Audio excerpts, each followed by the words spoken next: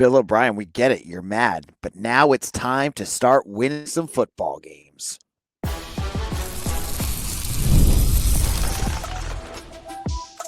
You are Locked On Boston College, your daily podcast on the Boston College Eagles. Part of the Locked On Podcast Network, your team every day. Hello, everyone, and welcome. This is Locked On Boston College, your team every day. I'm your host, AJ Black of the Eagle Insider, part of the 247 Network. I've been covering Boston College for over a decade. If you're looking for Boston College news, analysis, and details, you are in the right place. We're a daily Boston College podcast available on YouTube or wherever you get your podcast. Today's episode is brought to you by FanDuel. Right now, new customers can bet just $5, and if your bet wins, you'll get $300 in bonus bets to use across the app. Download the app today. On today's show, we're going to talk about where BC's developed during this 8-game losing streak. There's been some trends in the right direction. I'm going to explain where those are looking. Even though SMU is a good team, can they be an upset candidate for BC to win? And then let's kick it off with the story of the day. BC held their press conference, and Bill O'Brien, we see the teapot. Let's get into it. Now, on Tuesday, Bill O'Brien had his weekly press conference to talk about the upcoming SMU game. And he was asked by Mike Galtieri of Lights Camera Sports about the mood around the fan base who feel down with the 1-8 schedule, 1-8 record. And Bill had one of the most fiery responses I think I've ever heard out of him. So I'm going to play it for you. I don't have the video. I can't get the video to come up on YouTube. So I'm going to try to get it up on audio. And then if I can switch it over to, I will do that as well. So here you go. SMU leads the ACC in interceptions. Really glad. You know, I'm glad you're down. I'm not down. Nobody's down. We're fighting. We're competing. You know, it's the second year of this program, Mike. You always come in here with these down questions. Like, you show up like once a month or something like that. You come in here with these down questions. I'm not down. I don't know what year you graduated from BC, but this is a program that we're building. Okay. Nobody here's down. We're positive. We're going to show up and play our asses off against SMU.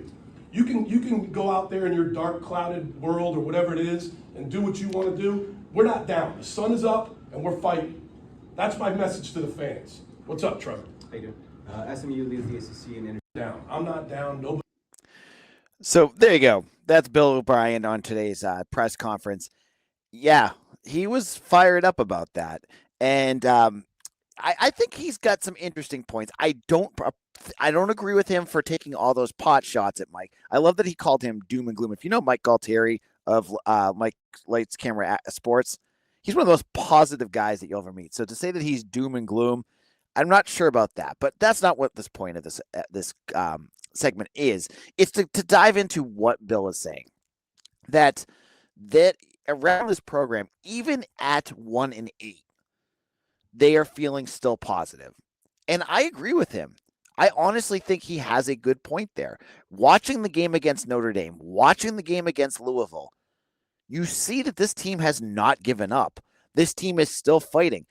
I mean, BC was down by 15 points by the end of the game against Notre Dame, and you still got Omar Thornton going in there and Owen McGowan making big plays. They haven't quit. He's making a good point. Now, year two, I think there's an interesting dichotomy going on here that I think shows the difference between where BC is at and where other schools would be at it in year two, right? I think a lot of folks are looking at BC and also looking at Kirk Cignetti at Indiana and saying, well, Bill O'Brien's at 1-8 and Kirk Cignetti's on his way to a second straight playoff game. That is an unfair assessment between what BC is and what Indiana is. BC does not have the financial backing that Indiana does. If BC had more NIL money, I'm sure Bill would probably be able to do more things to fix this and turn this around faster. But we all know the limitations of BC, whether it's rev sharing, whether it's NIL, all of that goes into BC taking more time to do this. They couldn't, while Indiana goes out there, look who Indiana got in the transfer portal. They got Fernando Mendoza from Cal, who was incredible last year. Who did BC get? They got Dylan Larnigan. Hey, nothing wrong with Dylan Larnigan, but Mendoza was an established good quarterback. Larnigan hadn't played.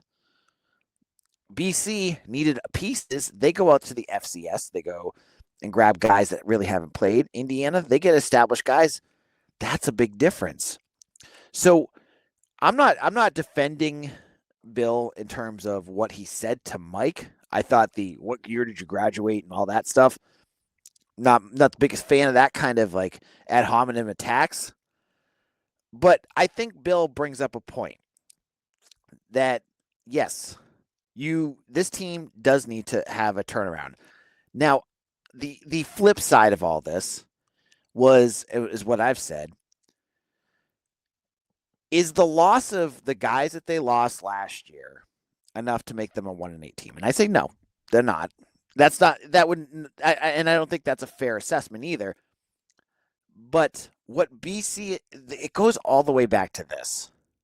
And folks hate hearing it, but it's the truth. BC has been decimated by injuries. Look at what happened this week. You got Bam Crouch back, you got Jaedn Skeete back, and all of a sudden there's a jolt of life back in this team. They weren't able to win, but they didn't get blown out. They were within a score in the fourth quarter. That, I think, is a huge piece. Add that in with BC's inability because of financial restrictions to build the depth behind those injuries, and that's why BC's struggling. You know, some schools, you look at a school like Georgia, you look at a school like Clemson, most of the time they will have guys that can still perform. But even at most of these schools, if you lose your starting two corners, that's going to make your season hell. BC had that. So Bill's comments about that, I think, are fair. Now, I also think it is still very fair for fans to be skeptical. Look, I'm a BC grad. If you're listening to this, you're probably a BC grad. It's been 15 years. 17 years since BC has been in anything competitive. They've been a 7-win team or below every year since. If you think that this isn't going in the right direction, you have every right to think that. Now, Bill, he's the guy in charge. He's going to think something completely different. But listen, you have paid for tickets. You have paid for tailgating. You bought merch. You've done all these things to be a BC fan. You have every right to think, you know what? This is a 1-8 season. This looks like it's going in the wrong direction again. I've seen the song and dance. You have every right to believe that and to be frustrated. So the good thing is, as fans, we can think that. The job of the coaching staff is to prevent those negative thoughts from, trending into the team. Because once the team loses focus and they're starting to hear all that outside noise, that's when things get bad. Look, as I said in my opening, I've covered BC for years. I've covered BC when BC was terrible. 2012, 2015, 2022. Depending on the year, I heard a lot from players during those years. And that's when you worry. When they're online reading what back then, I mean, it wasn't even on 24/7. I was right on a blog reading what I tweet and complaining about it and yelling at me on DMs and stuff like that. That's a bigger worry. I don't see any of that now. These guys are locked in. They're performing. They're doing what they're supposed to do. And that's all about culture. They're doing the right thing here. So that piece, I think Bill is right. Like his team right now, from what we've seen, they are buying in. Their culture is correct. They're 1-8, but they're not playing like they're 1-8. They're playing like they want to be better. And that's all you can ask for. The fans, the media, we can be negative because, hey, it's been a miserable year for fans. It's been a tough year for people for me as a content creator. I got to go in every week and produce 5 shows about how the team probably doesn't have a chance to win this week. But it doesn't matter. At the end of the day, what I think, it's what they're doing. So that's the big key. I also want to shout out Mike Galtieri. Mike Galtieri for asking that question. I know he got hammered by the coach, but thank you. That was a great question to ask. I had the video I just showed was from Mike Sidley, who was on my show. We've had him on the show before. He's part of my my network and my site. He's our basketball and football writer. he got there and he got the whole clip. But shout out to Mike for asking that question. And it was just, I couldn't believe how much that one quote blew up, because it was on Barstool. It was on Football Scoop. I saw it on Awful Announcing. I saw it on, it's everywhere. But we haven't seen that kind of life out of our coach in a long time. You know, Bill, for the most part this season, has been pretty chill. You know, for an 8-game losing streak, for some of those press conferences, he's just been, you know, it's my fault. How many times have we heard that? It's my fault. It's my fault. I got to coach better. My coaching staff has to coach better. And that's fine. For him to get, I don't know what it was today, but whatever that question, the question from Mike that got him going, it was crazy to hear him get so animated by that. And then listen to if you haven't had a chance, go listen to the rest of the press conference, because he was bothered by that and then just started taking it out on all the other questions. So it's a really good listen to. But again, I don't know where the feeling is right now and how he's kind of seeing things. If it's just, you know, he's getting ready to continue to build this program and you're hoping that this is the right direction and he's feeling it is and all that good stuff. Or, you know, I don't know if it's just frustration. You know, he hasn't asked. I mean, he may feel differently, but I mean, I've listened, you know, during the week, I have a day job, so I can't go to press conferences. I send my staff, I listen to everything after. He really hasn't been hit hard with questions about this year. He's had a few here and there, but it really hasn't been all that bad. So I don't know if it's a frustration thing or something on the field. I don't know what it was, but really, it was interesting to hear him. It felt to me, and this is not a good, hopefully it ends differently than what we just heard, but we all remember Steve Adazio's "It's all going to come together and it's beautiful." That came in 2017, I think it was, after the Virginia Tech loss at home on a Thursday night. And then BC went out and beat Louisville the next week and they started going on a hot streak. It kind of had those vibes. I felt that when I heard him say it. Now, in a moment, speaking of pulling off an upset, SMU's coming this weekend. Are they a good candidate for a upset for BC, and maybe for the end of this losing streak? I'll talk all about that in just a moment.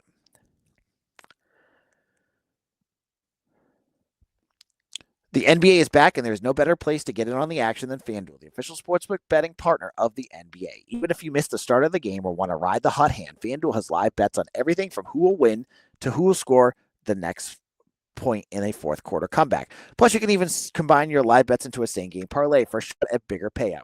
It keeps every game exciting, especially when your team's making that late push.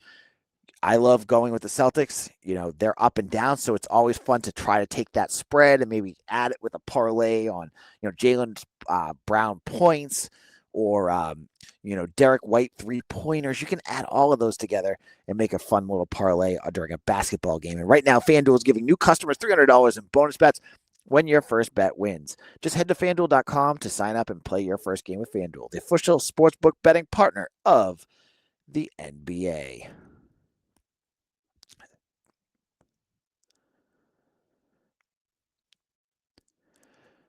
This is Locked On Boston College, AJ Black of Eagle Insider. Thank you all for joining us, and thank you all who have made us your first listen every single day. Now, this weekend, it's on to SMU. This is where you expected this press conference to go to. You were expecting Bill to talk about Kevin Jennings and Brett Lashley, and you know, but he got asked about it. So, second question that came up was Graham Dietz of SI Boston College asked him about the rivalry, because if you remember, Kevin Jennings, I think it was during ACC Media Days, said that Boston College is like their new rival because, you know, they played a tight game last year, 38-28 in Dallas, that SMU had only a 3-point lead until they got that like last minute touchdown to kind of get some style points. And then they played at the Fenway Bowl that BC won. Funny enough, Bill was already animated at that point, and he got really snappy about that question too. He did not like that one because he's like, I don't know, I wasn't here for the Fenway game. But SMU, if you've listened to this podcast before the 8-game losing streak, this was a game I had circled on my calendar as a potential upset for Boston College. I thought Clemson and Notre Dame was going to be really tough, even when I was expecting them to win 6 or 7 games. Now that they're 1-8, SMU is going to be a lot tougher. They have a very good quarterback, and last year, Kevin Jennings is not a typical mobile quarterback, but he was mobile enough against BC to cause trouble last year, and he hit a whole bunch of passes. I worry when you play a team like SMU, just like you play any team, when you can't get a pass rush home, you're going to have problems. Because I feel like last year when BC played SMU, it was Ezeraku and that pass rush that really got them back into that second half of that game. It was, that front line. And now that you don't have that, that's going to be a big problem. And it's been Groundhog's Day with that pass rush. It's not like you play certain offensive lines and you're going to play better. It's the defensive line, and Bill said it himself, has not been good in any of these games in terms of the pass rush. So that worries me, because when you play a guy like Jennings, who has shown that he can be dynamic when he does have the time, that could be a big problem for BC. I think that's a big issue I'm going to be watching for. Now, I think they're 9th or 11th in the country in sacks. Now, I was talking to Mitch Wolf, and he'll talk more about this on Friday. And most of those sacks came against Stanford and the FCS game. I think like 70% of them or something like that. So it's not like they have a premier pass rush this year. So that's good, because you just played a team that had a very good defensive line. It was, the stats do kind of lie. They don't show the whole story here. So I look at this game. Hopefully he's healthy. Bam Crouch should be back again. Got Jaedn Skeete. I'm wondering, I don't know what the situation is going to be with Amari Jackson, but it'd be really nice. Maybe this is the week he comes back. We'll get the availability report soon, because if you can do that, you can move Carter Davis back to free safety. You finally have a decent, secondary closer to what you were hoping for the season. And you're just missing a little bit in that interior defense, and you're almost back to where you should be. Could this be the game where they sneak out a victory? It's the Red Bandana game. That's the piece I go back to. The Red Bandana game has been magic for BC for years. Now, last year, it was the Michigan State game where they won in, exciting fashion with an interception by Max Tucker at the end of the game. They almost beat Florida State the year before. When you wear those uniforms, it's like, I'm not going to say it's going to be a spread changer, but like, it feels like you should give like 7 points to BC every time when they wear those. So I look at that, I wonder, after the letdown of a huge win for SMU against Miami, if this is the type of game that BC can catch them. If BC can do enough where they can win. They have been close, it doesn't honestly count, but they've battled as a 1-8 team against Louisville and Notre Dame. Is this where they take that one step? Because like that Notre Dame game, yeah, they were lucky at times, but they were also a few steps away from, making a big play. Will this SMU team be the type of team where they can make those types of plays and shock the world? Imagine how big of an upset this would be if BC can somehow beat SMU. I'm not going to bet that myself. I'm just saying, I'm not betting them out of this either. I think a lot of this will be on the health of Grayson James, because obviously Bill said on Tuesday that James is going to be the starter. You can't go back to Larnagin at this point. Like we saw last week, he's just not there. You're going to go to James. As long as he can run the football with his legs, which he kind of was able to do against Notre Dame, but again, he had a hip pointer. It wasn't 100%. If he can hold that together, your offense is playing much better. So I would say that that's a fun one that I'm looking forward to watching to see what happens. For the first time in about a month, I feel kind of weirdly excited about seeing what BC can do this week. I love seeing Bam back. I just do. And I love seeing the Jaedn Skeete's there because he just adds another dimension to that offense. So I'm wondering, will BC be able to keep this close, or can they have some more Red Bandana magic? We'll have to wait and see. Now, in our final segment, someone asked me, they had a question. They said, AJ, sometimes you get too negative. In the midst of an 8-game losing streak, what positive developments have you seen out of BC? I'll explain some of the things I've been noticing in just a moment.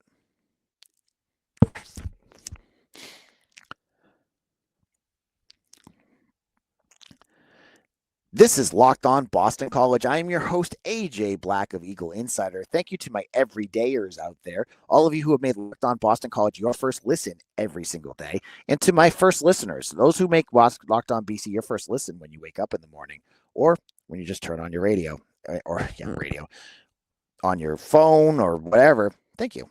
I appreciate each and every one of you. Now, as I was saying, in the midst of a 1-8 season, it's really easy to just focus on everything that's going wrong. And believe me, go back through my archives. You're going to see everything that I've said has gone wrong. We've talked plenty about that. But someone has said, AJ, I'd love to see you talk about how the team has developed during the season. What positives have you seen? And, you could be sarcastic and say, none. He hasn't seen anything. And there's been areas where I'd say you might be right. Pass rush, for instance, have not seen a lick in terms of my perspective. Have not really seen much in terms of pass rush development. It's as bad as it was at the beginning of the year. You just don't have the guys to rush the passer, and that's a big, big problem. Things I have noticed. I have noticed that you have had younger players that are starting to develop within this system. That you've had to play them, and yes, they have had issues, but they continue to get better and better and better. I look at specific positions. I look at guys like Robert Smith, Kalen Chudzinski. I look at guys like Israel Oladapopu, Amarian Davis. These are freshmen that are playing their first collegiate snaps. Guys like Chudzinski, I'm excited to see him in the future. He's already at that point where I'm like, man, in 1 year, he's going to be really fun to watch. Robert Smith at guard he's a little raw, but he's going to be a future guard for you. Amarian Davis, Marcus Upton, guys like that. They're already having to play out there. And listen, they've been far from what you need. But next year, when you have more experience there, boom, you have them as your second string, and you're in a good shape right there. So that's that young talent that's coming through. I think has really started to develop. And I think that's one piece to look at. The special teams, as the season has gone on, you've seen less and less issues with your special teams. Now, I look at that Notre Dame game, and there was a punt by Seamus Florio. I still have no idea how that wasn't blocked. But for the most part, coverage has been much better. Your kickoffs have been much better. You have a kicker who is one of the best in the country, shock face. I can't believe he's 13 to 13, hasn't missed a kick. That's been buried. The special teams has been relatively good from top to bottom. You have, I think they've even had a few turnovers that they've caused on special teams. So that piece, I think, has been a nice development for BC. As the year has gone on, it's a combination of the offensive line and the running backs. I think the running attack has gotten a little better. Now, against Notre Dame, it didn't exist. But I had said that was going to happen anyways. You're playing against an excellent defensive line. That was a chore in itself. But we've seen Jordan McDonald get better. Turbo Richard had a big game. The Cal game, he looked great. You look at what these guys have been doing from the beginning of the year to now. You went from the Fordham game where you couldn't run the ball at all to, some pretty good rushing attacks as the year has gone on. I mean, the Louisville game, it was Jordan McDonald that looked pretty good. So the rushing attack, I think, has gotten better. Takeaway opportunities have gotten better. You look at, there was that middle part of that season, around the Clemson Pitt game, BC was getting, very few turnovers or big worthy plays. Notre Dame, Louisville, they have been coming in droves. BC's done, had been mixed in terms of how they've used them, but I think that turnover work has, we saw Favorite Bate strip something. We saw some interceptions against Louisville. They yell at me in the comments if I don't get that right. But that's been a big improvement. I think I like that as well. So those are just some developments I've noticed. There may be other things that I am not in on, but those are, at a 1-8 that's about what I've been seeing in terms of development. And on tomorrow's show, we will talk about. We're going to actually be. So this is for Wednesday. So yeah, sorry, my brain was not working. We're going to be joined by Locked On Mustangs, the Locked On SMU show, to talk about the upcoming game. And on Friday, we'll have Mitch on. And I think because Mitch is coming on Friday, I will do a 10-minute or so special edition on BC versus Citadel, because that's another episode that needs to happen, and it won't happen with Mitch. So make sure you check that out. Make sure you're hammering Locked On BC on YouTube, wherever you get your podcast. Just as a reminder, if you're listening on Amazon Prime, we used to do ad-free. We don't do that anymore. I'm not sure if it goes up to Amazon Prime, so make sure you get it on a different service if that's the case too. This is AJ. Follow me on Twitter at AJBlack247. Check me out on Threads, Instagram, TikTok. I'm on all that. And I'll see you all again tomorrow for another episode of Locked On Boston College, your team every day.